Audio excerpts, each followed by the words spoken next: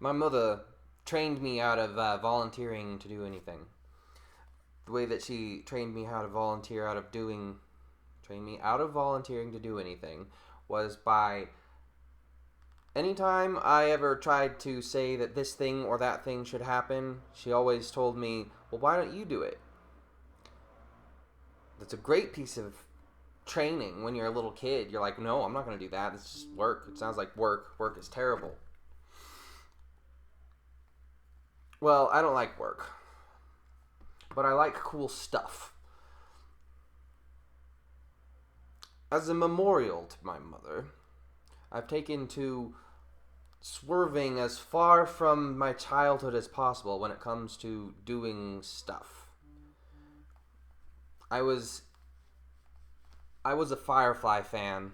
I still am a Firefly fan, but I was in the first generation. My parents were one of those people that watched Firefly when it was on TV, one of those odd people.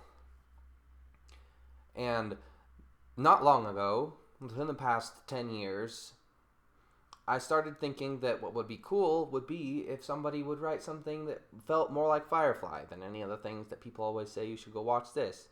You know, people would tell me go watch Outlaw Star or more Cowboy Bebop, and I would think to myself, that's not Firefly enough.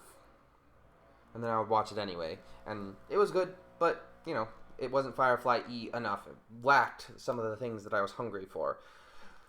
So I would complain about this, and I kept saying over and over again, somebody should write something that feels more Firefly-y than Outlaw Star and Cowboy Bebop. And then I also thought to myself, it would be cool if it was a fantasy. So I'm memorializing my mother because I wrote that book. I decided that I was going to write that book.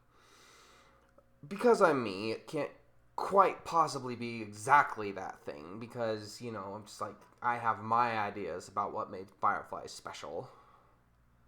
And they're not necessarily the same ideas as what someone else might say made Firefly special.